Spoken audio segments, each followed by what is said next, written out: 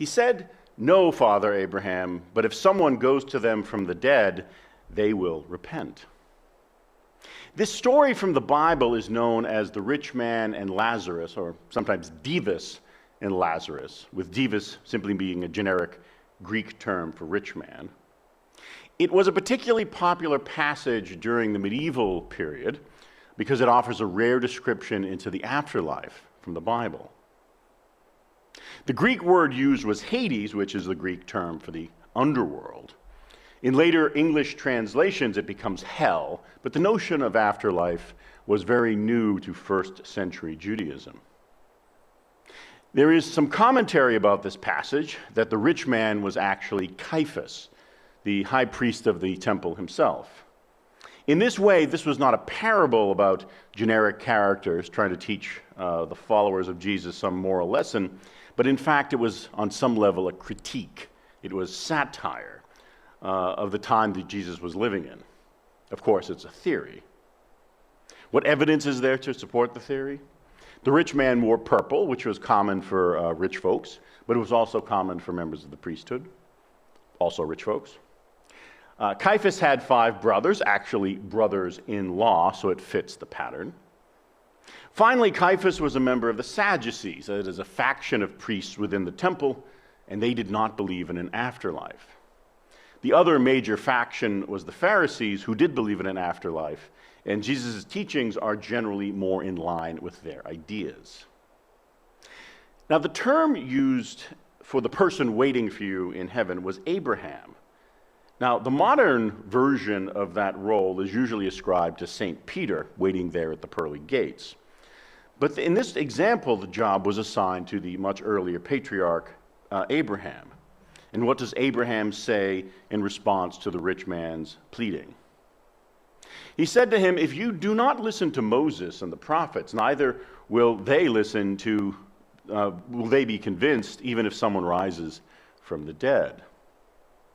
Now, this jab at the rich man has many elements to it. One, the rich man and his brothers would not even listen to Moses and the prophets because their life was good. They were rich. There was no reason to listen. This is a standard refrain from the Hebrew Scriptures in which the prophets are frequently criticizing the wealthy for failing to take care of the poor, like Lazarus there suffering and dying at the gate. You failed to offer water to Lazarus in life, so why should anyone in hell grant you such comfort? And then there is the comment about how even if someone rose from the dead, still, these people wouldn't listen. This is a likely foreshadowing of the death of Jesus and the reluctance of people to believe what he had to say either before or after his resurrection, just like this high priest. In other words, no matter how hard you try, no matter how persuasive your arguments might be, there are times when no one is going to listen to you. Well, today is another installment in my sermon series about days that change the world. And the day in question is one that some of you might even remember. In fact, one that you might even remember exactly what you were doing when it happened. It was July 16, 1969. And on that day, the Apollo 11 astronauts launched from Cape Kennedy on a mission to be the first human beings on the moon. Neil Armstrong would be the first onto the moon on July 20th, and there he would famously say, "One small step for man, one giant leap for mankind." And that statement alludes to what changed on that day. Walking on the moon was important. Obviously, no one had done it before, so it was a first. But there were many other firsts. The first person to take flight, which was actually not the Wright brothers. People had been flying in balloons and early dirigibles in the 18th and 19th century. But developing that ability to fly and then building rockets and then other technologies necessary to make that accomplishment of Apollo 11 possible, all of that is the building of science, moment to moment, year to year.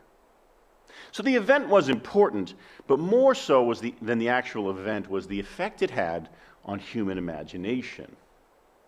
Setting down on another planet had greater meaning than just the technology that went into the achievement.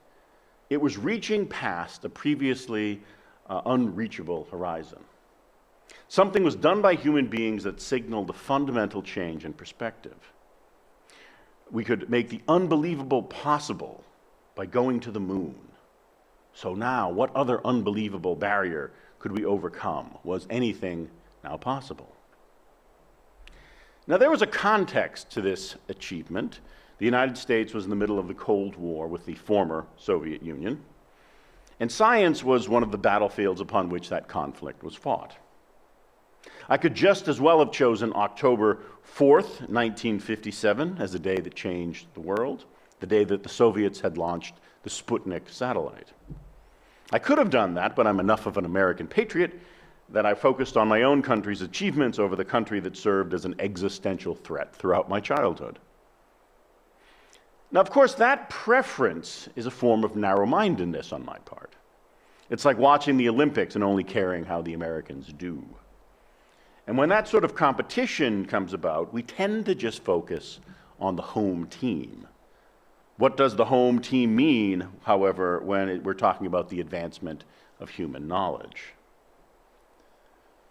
The fact that the United States put the first man on the moon is historically important, as was the Soviet Union launching the first satellite into orbit. But those victories obscure far more important achievements: the development of the technology and the expansion of our understanding of the world around us. 7 years before that moon landing, President John F. Kennedy had given a speech at Rice University. He used his remarks to announce the plan to send human beings to the moon for the first time. It was a plan made in the shadow of the Soviets' space program and was arguably a way to one-up the Soviets in the race for space travel. President Kennedy described the project in this way: "We set sail on this new sea because there is new knowledge to be gained and new rights to be won, and they must be won and used for the progress of all people. For space science, like nuclear science and all technology, has no conscience of its own. Whether it will become a force for good or ill depends on man, and only if the United States occupies a position of preeminence can we help decide whether this new ocean will be a sea of peace or a new terrifying theater of war." So there are many layers to these words. We are striving to discover new knowledge for the progress of all people. There are new rights to be won, which I interpret as rights to govern what's going on in the space around our Earth. And science has no conscience of its own, so it can be a force for good or for ill. The difference being whether it will be used for good or ill, well, that depends upon the United States being in control of this new frontier. So as an American, that reasoning had a strong resonance when I was growing up, and it still suggests to me a choice to use science for the good of humanity rather as a new means for inflicting violence upon the world. But a lot has changed since 1969. A lot has changed since the end of the Cold War. I could spend hours going through the differences, but I want to focus on one of those differences in particular. Many Americans do not have the same confidence in science as they used to. Instead, some Americans think of science as just another set of opinions, a personal philosophy that a person can choose to live by, and you can either accept that or reject it. For example, over the past few years, we have seen growing social conflict over science, particularly whether public health officials have the best interests of citizens in mind. Fights about wearing masks, about limiting people gathering in public, about medicines and whether they work, and about new vaccines being safe and effective or not. In this very church community, I'm guessing there's a range of opinions about such matters, but probably a tighter range of opinion than you might find across the whole United States. Some are still wary of COVID, understandably. Some are venturing out into public with greater frequency. Some have questions about what will happen next with the virus or a new virus, while some think that this is all pretty much over. Wherever you are in that mix, honestly, I find it all understandable. Because there are plenty of things that we just don't know, plenty of things that we do not understand.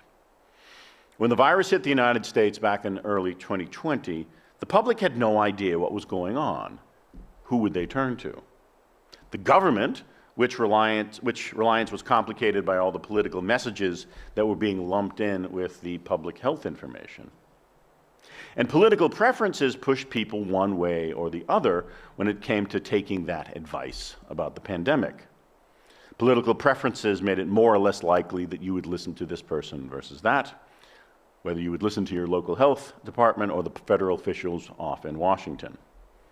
This was and is an ongoing problem in our country. Of all things, public health and confidence in related sciences should be topics of common purpose. Over the centuries, science has been interpreted in many ways. It was once a form of heresy, as with Galileo claiming that the earth revolves around the sun. A form of certainty, as with the great confidence in science and industrial progress during the 19th century. A form of politics, as with the struggle between the Americans and the Russians during the Cold War. And in some ways a form of personal belief, which is where we find ourselves today. Galileo was imprisoned for his contention that the earth revolved around the sun, regardless of whether it was true. That notion conflicted with biblical teachings and the traditions of the medieval Catholic Church. It wasn't until 1992 that Pope John Paul II suggested that the theologians at the time were wrong, never really, however, declaring that Galileo was right. Now, over the centuries, perspectives shifted as science took on a more prominent role. But it was often the practical applications of science that provided that confidence. You now had railroads and the telegraph, automobiles and airplanes, antibiotics and anesthesia. Science was no longer dense theory, it was everyday reality. Well, what is science? It is often referred to as a capitalized abstract concept, but in reality it is just a process. Science is just a tool. It is a way of trying to organize things in a controlled fashion and then seeing what works. Science is a way of asking questions and then narrowing down the answers. But it's not a monolithic, straightforward way of thinking. Now, implicit in the scientific method should be a sense of humility, of being willing to conclude that something you've been trying to prove is wrong, that you were wrong, that the conventional wisdom, whatever it was wrong. But that is not always how scientists treat science, let alone how the public thinks about science. But the value of science has more to do with the collective understanding of a subject, more than the perspective of any one person about it. Science's strength comes from many people working together, working their way toward a body of knowledge that can be assessed and repeated. Science is built on mistakes and course corrections rather than some miraculous discovery that comes out of the blue. Stumbling upon an answer happens from time to time, but then you have to make sure that that answer is right, and that takes time. Science in this way is anything but miraculous, but it certainly has to be meticulous. Think about the reading from this morning. It is in some ways a standard reading about the callous rich man suffering for his sins while the righteous poor man, he gets comforted in heaven. But the part that intrigued me this morning was the declaration by Abraham. If they do not listen to Moses and the prophets, neither will they be convinced, even if someone rises from the dead. Moses and the prophets have, for many centuries, been telling the people that the rich must take care of the poor, again and again. A never-ending refrain from the prophets who rise up from time to time to remind people of what's important. Do this, not that. And yet, the rich man did not do so in the story. If we're following the theory that this is about the high priest Caiaphas, we also might have an understanding why.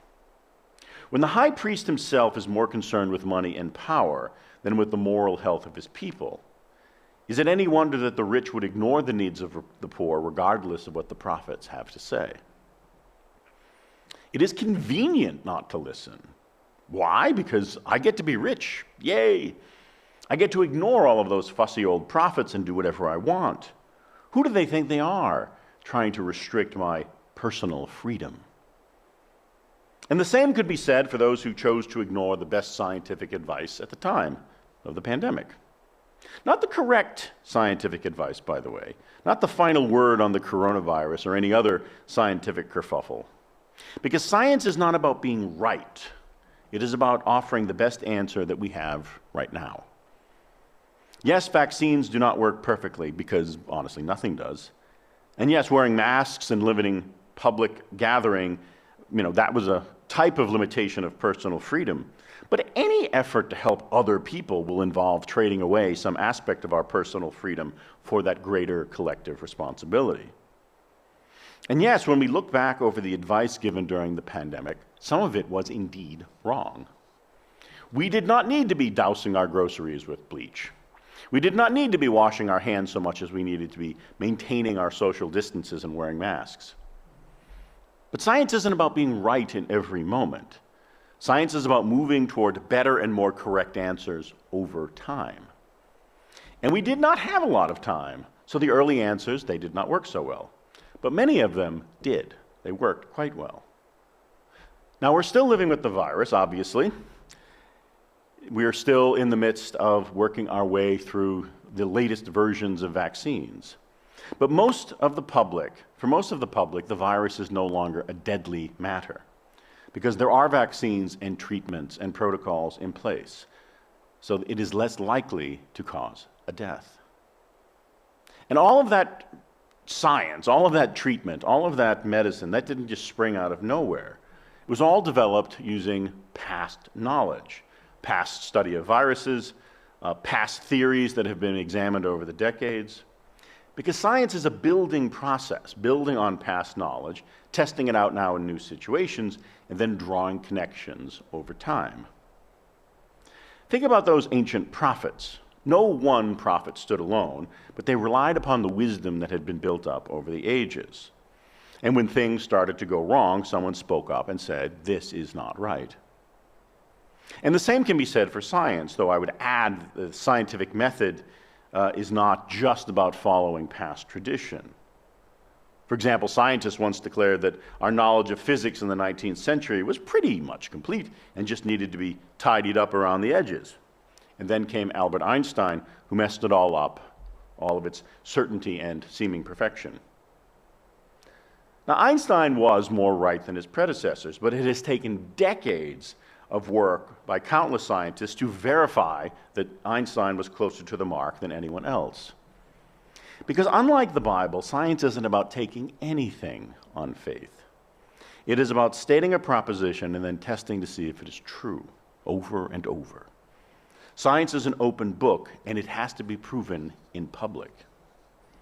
And if it can't be proven, it's not science, it's preference, it's opinion, and as we've seen over the past few years, it might in fact be just a person trying to earn a quick buck off people who are scared and confused about their health. Science is more than a mindset about how the world works. It is a way that everyone can look at the same questions and see if they can come to the same conclusions. Now that we've been to the moon, anyone should be able to do it theoretically with a few $1 billion. Now that we understand how the virus works, scientists around the world should be able to study it and find better treatments and better ways to protect people. But like the space race, like the pandemic, these efforts can become something else. They can become excuses for trotting out political agendas and ideologies. Like the Sadducees and the Pharisees, it can be about competing social agendas and competing theologies. In the story about the rich man and Lazarus, we should not just focus on what happened after the men died, but what they should have been doing while they were still alive. No rich man should have ignored a poor man starving at his gate. Forget what happens in heaven. Worry about what is happening here and now. And the same is true when it comes to science. Science is not about certainty, it's not about guarantees. Science is about people working together to figure out what is going on and what can be done with that information. That can take us to the moon, that can help us heal the sick and feed the hungry. But the answers are more than the opinions and preferences of society or scientists themselves. It is about a shared understanding of the knowledge that is available and a dedication to finding the best answers to those open questions. And it's about having humility, the humility to just be open to being wrong. If the rich man's brothers can figure out that they are wrong, they might find themselves with Father Abraham in heaven. And if we as a society can figure out that we at times might be wrong, we can get beside our pointless bickering over personal freedom and instead concern ourselves with making this a better, stronger, and more reasonable nation. To do that, we need to be open to new information. We need to be ready to learn new things. And we need to be prepared to say that we have made mistakes, that we will do better next time.